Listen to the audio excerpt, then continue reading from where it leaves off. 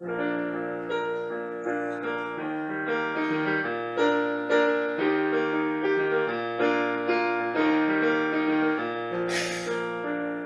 I'm grateful for the love that you rain down on me. Well, I'm grateful for the love.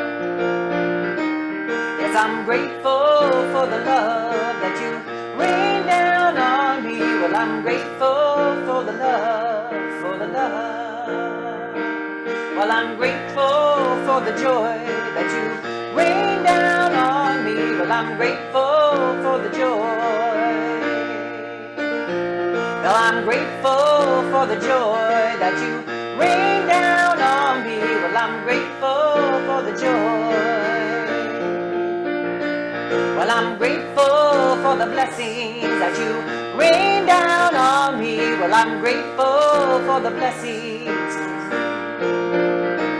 Well, I'm grateful for the blessings that you rain down on me. Well, I'm grateful for the blessings, for the blessings. Well, I'm grateful for the strength that you rain down on me. Well, I'm grateful for the strength, for the strength. Well, I'm grateful for the strength that you rain down on me. Well, I'm grateful for the strength, for the strength. Let's do love one more time. Well, I'm grateful for the love that you rain down on me. Well, I'm grateful for the love, for the love. Well, I'm grateful for the love that you rain down on me. Well, I'm grateful for the love, for the love, for the love, for the love.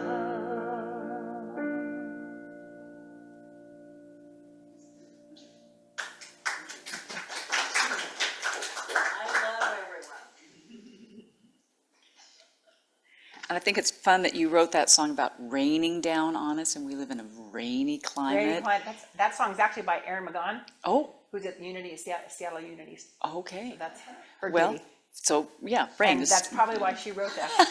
that's still appropriate. Exactly. Okay. So, as I mentioned earlier, Cindy's talk this morning is Freedom of Reframing. Wow, I can hardly wait. So, Cindy is currently coaching and teaching at Stellacom High School. It has been through her work with racially and religiously diverse teenagers, as well as other marginalized groups, that often gives her a fresh perspective on how to apply spiritual principles. She's also a singer and a songwriter, as you can tell. She has 3 wonderful CDs. She has 2 theological degrees and uses her training to inspire individuals and spiritual communities to live more freely, boldly, and lovingly. Cindy's CDs are available after the service out in the hall. So would you please all help me welcome now Cindy Akana. Thank you. Oh, come on, we do better now. Yeah, that's.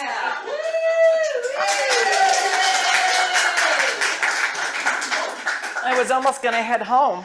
No, I'm joking.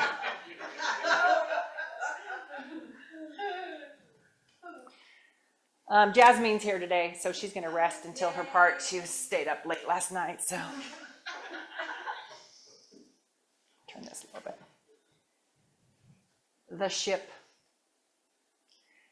The ship was sailing over the sea, sailing along so merrily, when all of a sudden a storm arose, and the ship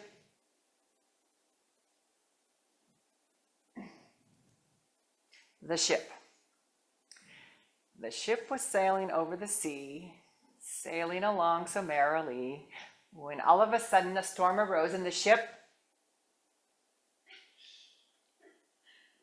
was sailing over the sea, sailing along so merrily, when all of a sudden a storm arose, and the ship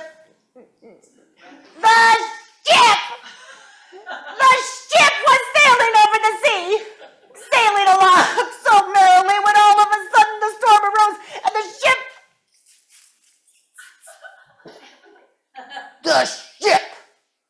ship was sailing over the sea, sailing along so merrily, when all of a sudden the storm arose, and the ship Weathered the storm. the ship was sailing over the sea, sailing along so merrily, when all of a sudden a storm arose, and the ship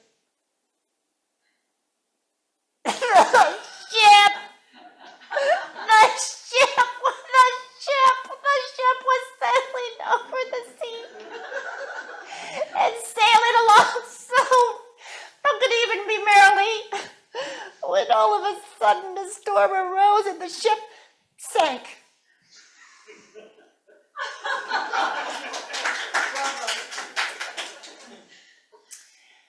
Simply a poem that shows you how whatever emotions we put into something, it frames what we're doing.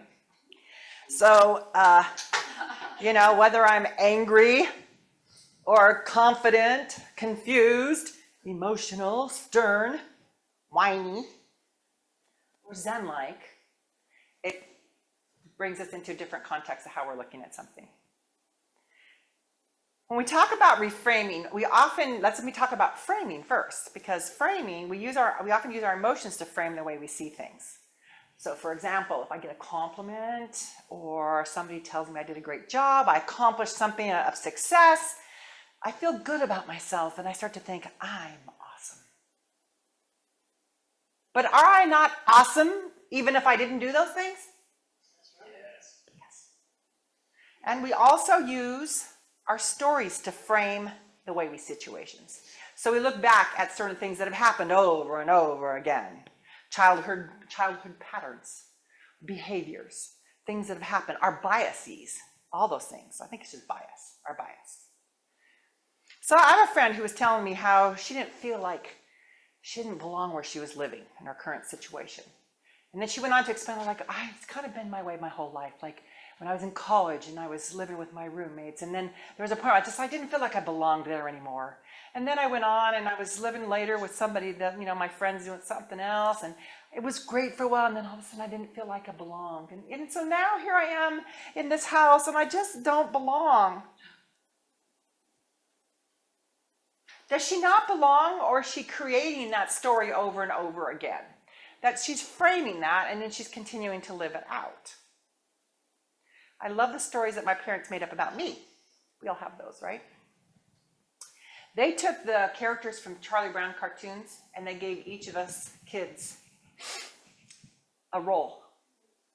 So my brother was Schroeder, who was the piano maestro. He's a phenomenal musician. He makes me look like I'm nothing. Went to USC for music and everything, right? Just a phenomenal. He gets to be Schroeder. Not only that, but he got to be Linus, who was the philosophical one, which really is me, but no, they gave it to my brother. So he was the smart one and the talented one. And then, so who do you have left? Well, I got to be Lucy, the little snot of a girl that took advantage of everybody, right? She was kind of bossy, kind of snotty. I'm like, okay, that's me. This is when I'm like in elementary school and I find out I get to be Lucy. I felt sorry for my brother who gets to be Charlie Brown, my older brother. He is no longer with us. He lived almost a Charlie Brown life. And my sister got to be the cute little Charlie Brown sister, Sally, right? She was so adorable, which she really has no part whatsoever, but she is absolutely adorable. So, okay, I was really lying. I didn't like how they put us in those boxes at all. Didn't like that at all. So I thought, oh, that's what they think of me. Lucy. And I liked her in the comic strip, but I thought, I don't want to be a Lucy. But okay, I get to be Lucy. I get to be the one who always makes fun of Charlie Brown and always puts him in his place and makes fun of everybody and stuff like that. So then I found out one year, I thought, you know what? I am actually a confident, capable woman who tries to make the world a better place. And if my father sees that as a snotty little girl who is arrogant, that's his vision of it. My vision is I'm happy to be a competent, capable woman who can take care of herself. So I started to change the way I thought about myself. So that's the framing that was sent to me, and then I started to do the reframing. Now the reframing came out with what I would say, we have to use our brains for that. Oh my gosh, our brains again. I'm talking about brains. So I had to start using my brain and saying, okay, and you know what, the thing that's so cool is when I started using, and we know this in Unity right? The idea of just what our brains focus on that often draws it to ourselves or helps us move towards that we want. That when all of a sudden I changed the way I thought about myself, that changed me. So it wasn't the fact that they framed me a certain way, but if I focused on that, I maybe could have become that. But I had other friends that were telling me other things that I liked better, so I grabbed onto, I hung on to those beliefs. So our brains are very important in the art of reframing. I call it an art. Because it's the way we think, and then we can rewire what we're thinking to go where we want to go.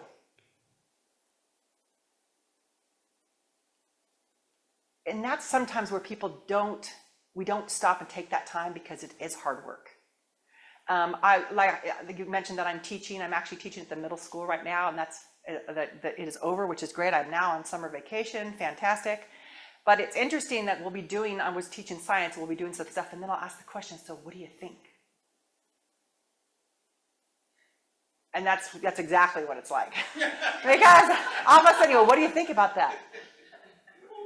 You know, and I just laugh at all the stuff we do, and yet you say, so how would you summarize this? And they do these blank stares, and I'm thinking, okay, I go, this is where you have to use your brain.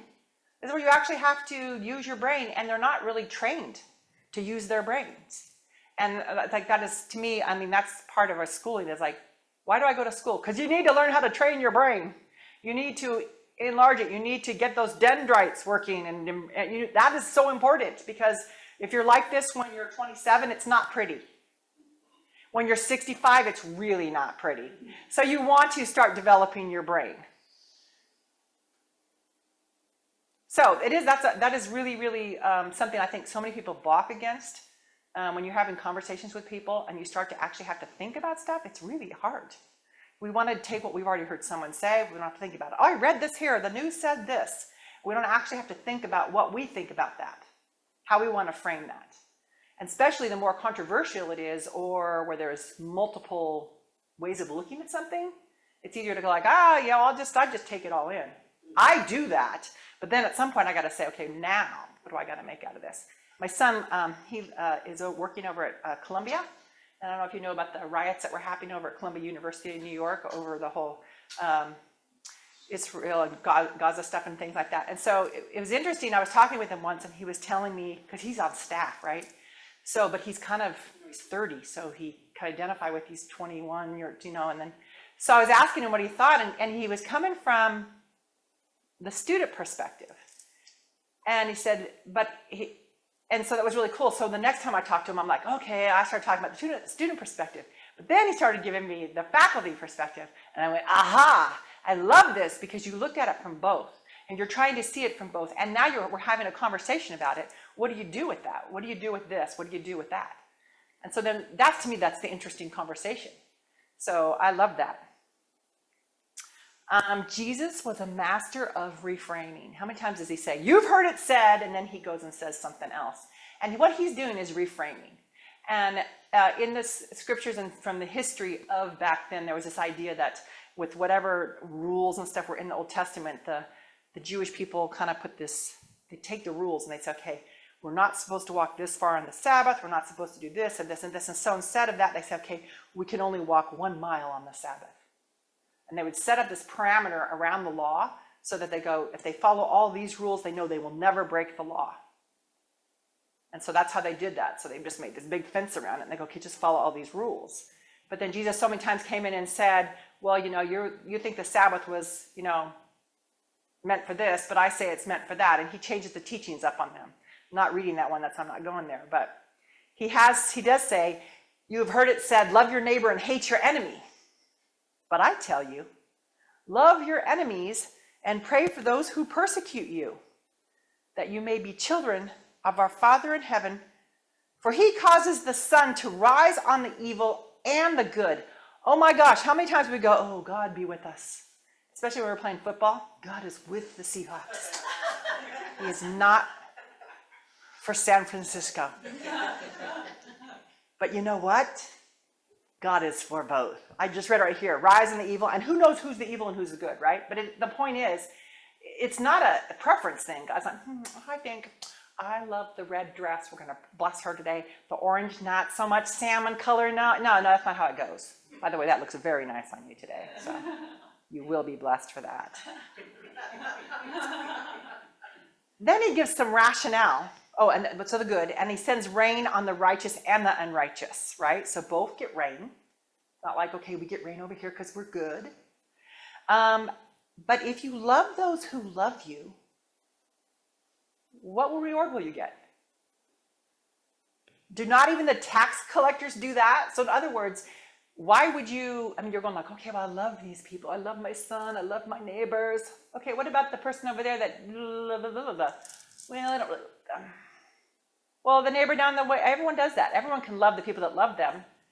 So what's difference is that? So he comes back and says, the whole point here is you got to love people that don't love you. And if you greet only your own people, what are you doing more than others? Do not even non-believers do that? It's my favorite part.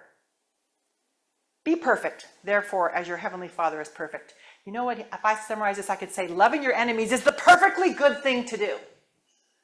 He says be perfect, because he says all this and he says be perfect. So the idea of loving our enemies, and so that it does take reframing, because when we start to say, oh my gosh, I'm so tired of this. Can I reframe that? I get tired of the bullying that goes on at school towards teachers. There's a lot of that going on. The fact that you're saying, be quiet and they keep talking. Okay, so I did a lot of domestic violence work. I've told you guys before, right? Well, one of the things in verbal violence is when people don't listen to you when you're talking. You're saying you're invisible, you don't belong, I don't hear you, I don't see you. So when you've got kids constantly doing that, the same 3 kids every day doing that in front of all their friends, and then it goes to 5 and 6 and 7, that is a form of harassment and bullying. And we get that every day. And it wears you down, and you just go, I'm a teacher, and I've called us together, I'm going to give us some instructions, and I've got to take 10 minutes at the beginning of class just to give out my 1 minute of instruction or 2 minutes of instruction. Most teachers, I stopped teaching. I actually have my kids come up and do the reading of what we're doing, because the kids will at least listen to each other. But if I was doing that, they wouldn't listen. And so I'm just going, no. But how do I say, no, my gosh, okay, that's a form of harassment. What am I going to do to be loving to them? How can I reframe that? I'm like, oh, maybe there's something I need to do to help step in and educate people. When you have a policy at your school that says there's no bullying, maybe we need to include that on how teachers are being treated. So is there something I can do about that? So am I going to not like the children? No, I love the kids. Love them. But somehow we're missing something. We're not getting something across, and the behavior is okay. And a lot of it's post-COVID. And a lot of it might be connected to political leaders. I don't know. I have no proof. But there is kind of a climate of unkindness out there. And it's like, it's not okay. That is harassment. So but do I look at that and say, I'm not touching that? Or do I say, how can I reframe that? Oh, we need to do something in our society. I need to embrace these people. I need to show them what real love is. But I can also, part of it, is say, no, this is not okay. You can't keep acting like this. This is not kind. And this is tearing down our school system. So, I love this whole thing where Jesus several times says that. You've heard this, but I say that instead. But let me just go back to the battle that can happen. When you've got your emotions on this side and you're thinking, let's see, this is your left side, right side. So your emotions over here and your thinking over here, right? Your left and brain are against each other. And you've got that going on and you're trying to figure out what's real. There's actually a battle that goes on, and Jasmine wants to help me with this. So, Jasmine, get up. Oh, no, get up.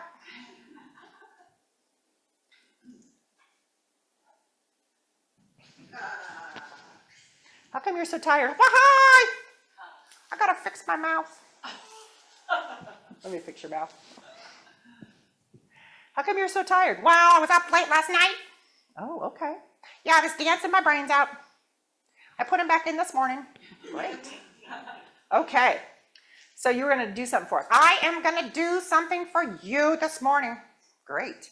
I'm going to show you the battle that happens between mind and emotions. Okay.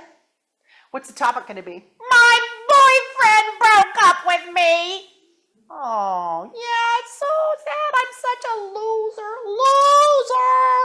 That's me. Really? Well, not really. He was kind of the loser. Okay, well, tell me more about it. Well, I am a wonderful girl. Check me out. So really, I mean, maybe I'm better off. Maybe you are better off. Yeah, but I'm gonna be all alone. Is that a bad thing? Yes, it is. Yes. Well, would you rather be alone, or would you rather be with somebody that doesn't love you? I would rather be with alone. Yeah, see, so is that so bad? No, okay, not so bad. I can be alone because I'm confident. Yeah, see, and I'm capable. Yeah, see that? And I'm a giver. A giver, yeah. And I gave, and I gave, and I gave. Fix my mouth. And he took. Yeah. So I'm a giver and he's a tooker. Do you mean like giver and taker? Don't split hairs. Okay. So you're a giver and he's a tooker. Yes! Yeah. And so what's that mean? It means I'm a loving person. I'm a loving individual. Look at me. I put into the relationship. This is wonderful. Yeah, see? But he doesn't love me. I'm like trash. I'm leftovers. Well, how else can we look at that? There's no other way. Really? Yeah. No, but I think you're beautiful. Yeah, okay. I'm beautiful. I am beautiful. Yes, you are beautiful. And the older I get, well, people don't think I'm as beautiful, but I am still beautiful in the heart. Yeah, see? Yeah, there we go. Do you get the point? Okay, I gotta go take another nap. Bye. Now, have you ever been in that where you're like, oh, this, and then it's like, okay, but then you track it through. I do that, and you can call it mulling. Something will come up, and I will spend maybe a little while, like an hour. Sometimes I will spend a couple days on something. And I realize what I'm doing is I've got this framing going on, and it's not sitting well with me. So I'm reframing it. And I'm like, okay, maybe this. What about this? How's this fit?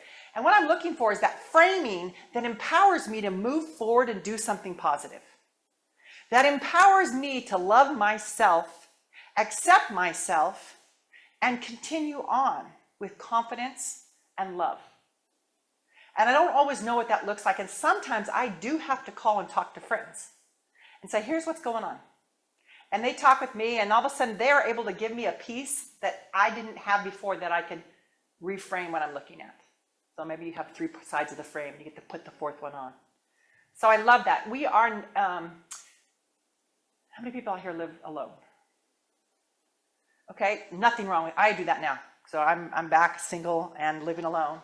And it's quite the transition, right? But the thing about it is we're not necessarily meant to be alone, but living alone doesn't matter. I mean, you can still have friends.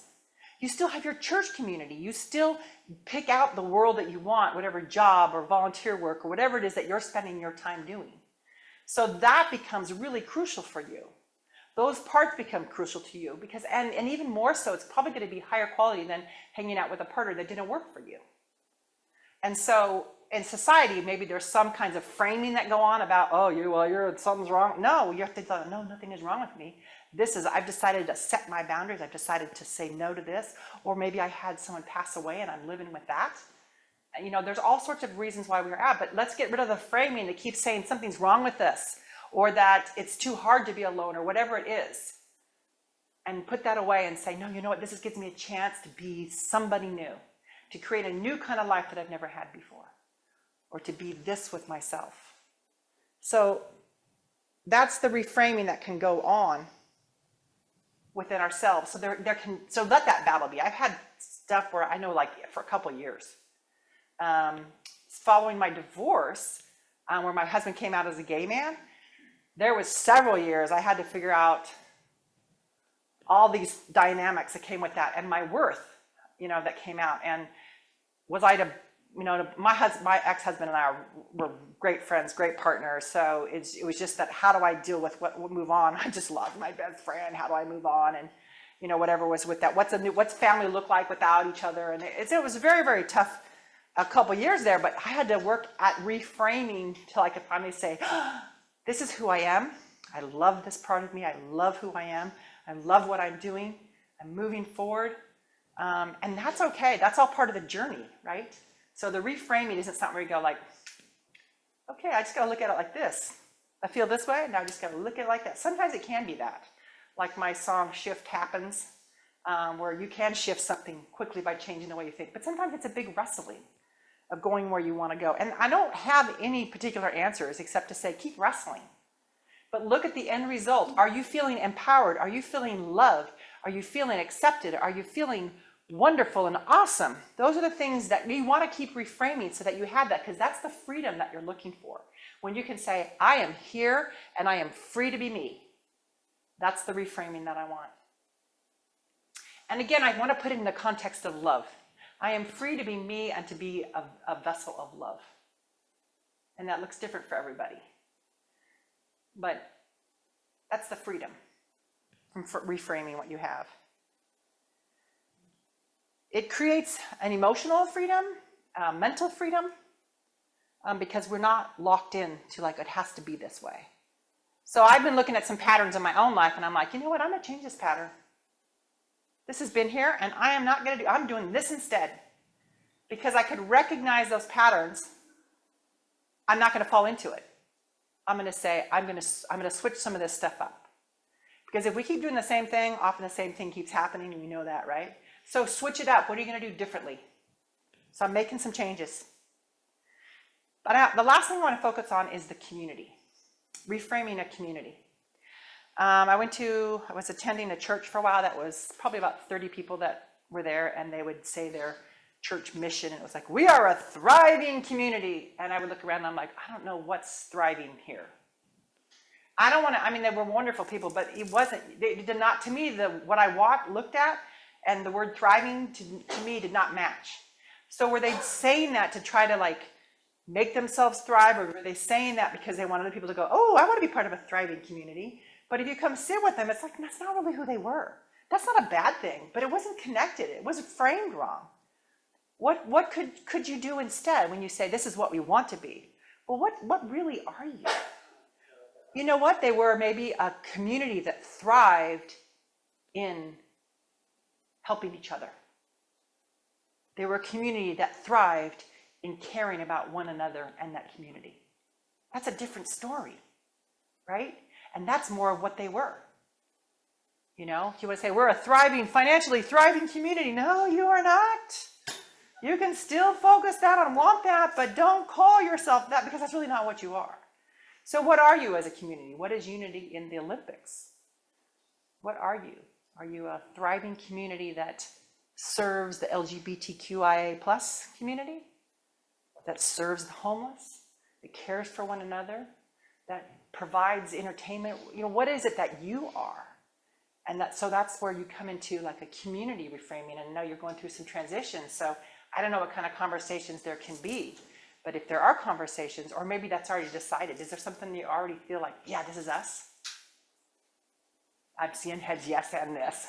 So which means that we have some work to do. Some commitment to one. There you go. And so again, none of that, that's life, right? If we don't work on reframing together, then we are separate. The reframing part is coming together. It's the engagement with each other that we can talk about who we are, and people can express it. And we can maybe see things that we didn't see before, or know things about each other that we didn't know before. And that is the beauty of unity, of community, of love. It's that connection, the authentic connection. And through that, you're able to reframe what people have told you before, what they think you are, or what you think you've been or have to be. So I'm gonna close with that with a song. So let me shift over here. And then we'll go into a meditation.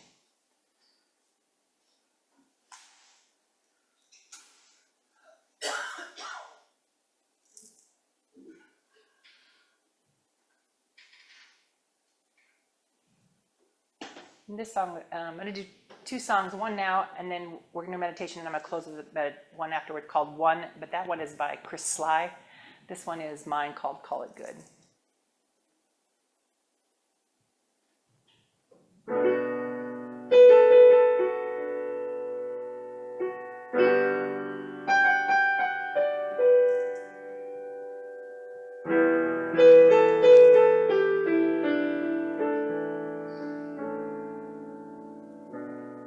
I didn't think my vows would be for nothing, but after 15 years, that's how it felt. He packed his bags, hit the road, and he left me standing in a house too big, in shoes that didn't fit, and with a heart overwhelmed. Tragic story, like Shakespeare might cast, but it doesn't say who I am or what I'm worth. I'm not my past, so I shrugged off the jury and forgave myself. 'Cause I know I did the best I could, and I put the blame back on the shelf and called it good.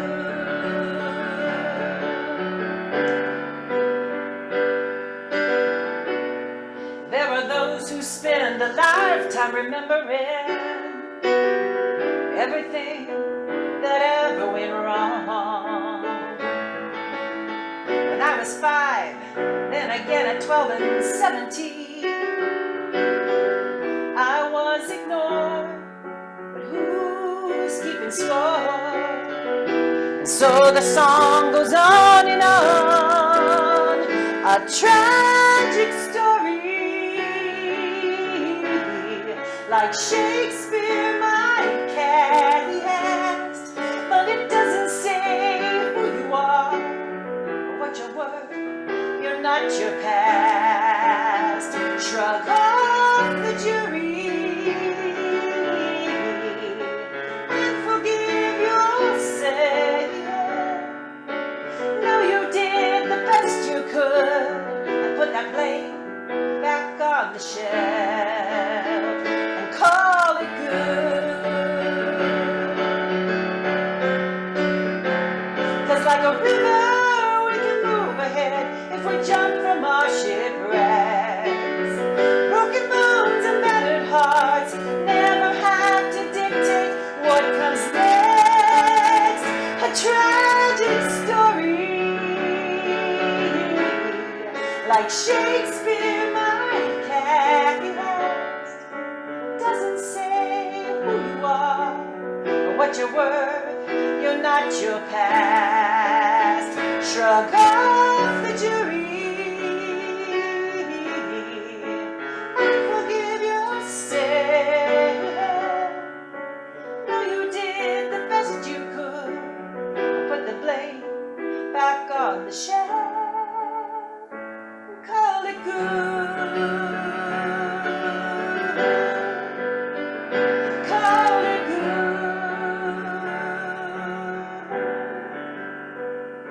No, you are good.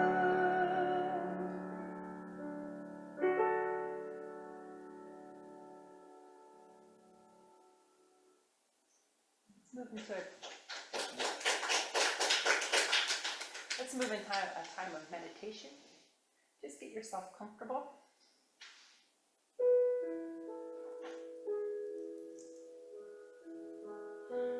And I'm going to give you some statements that I want you just to run through your brain over and over till it feels like something you can really hold.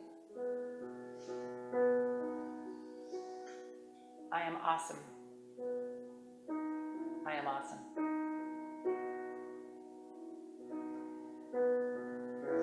I am beautiful. I am beautiful.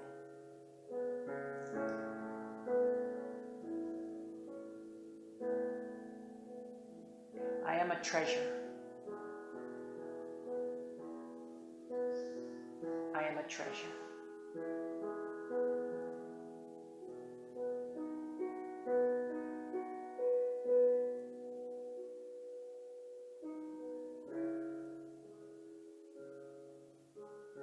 I am a wonderful human being. I am a wonderful human being.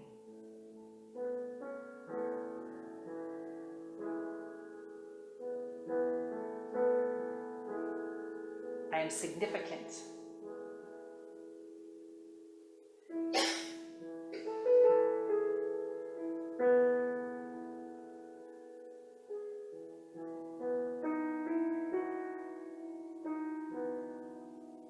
I am important.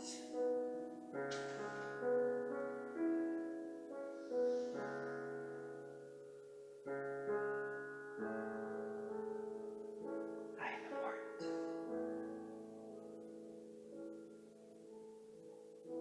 I'm a gem.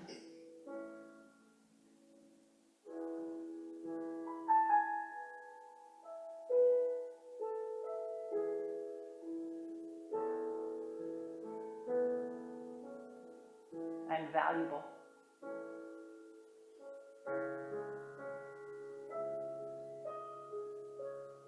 I am valuable.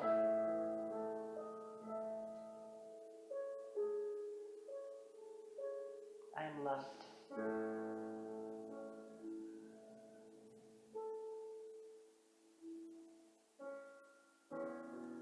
I am part of this wonderful community.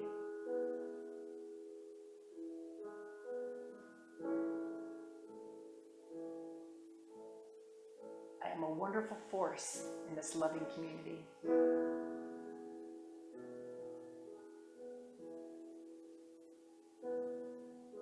I am important in this wonderful community.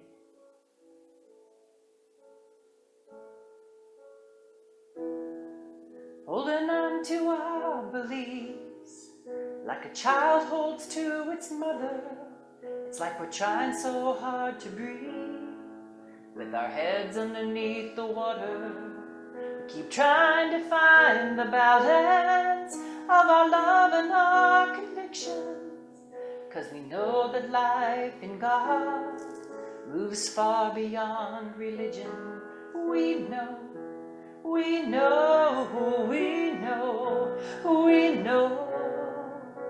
that nothing else even matters but love. We keep trying to find a way to come together. So take our fears away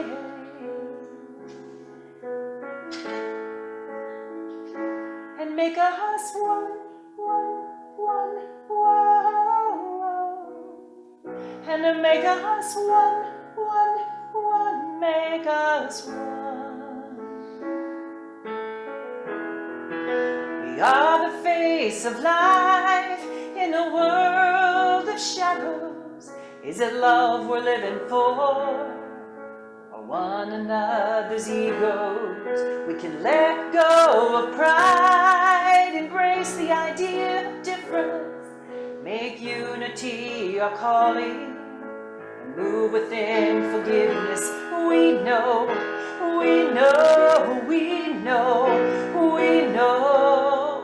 that nothing else even matters but love.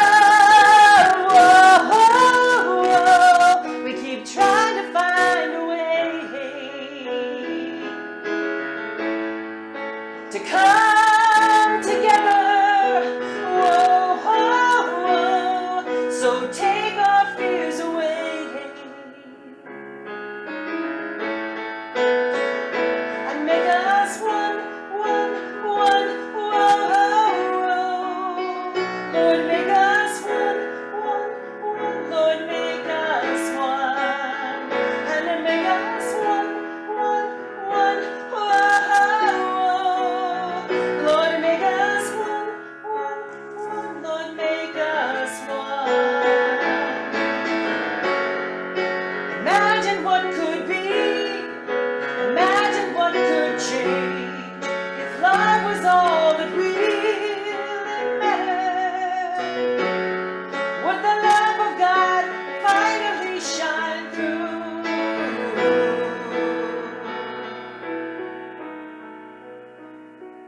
Make us one, one, one.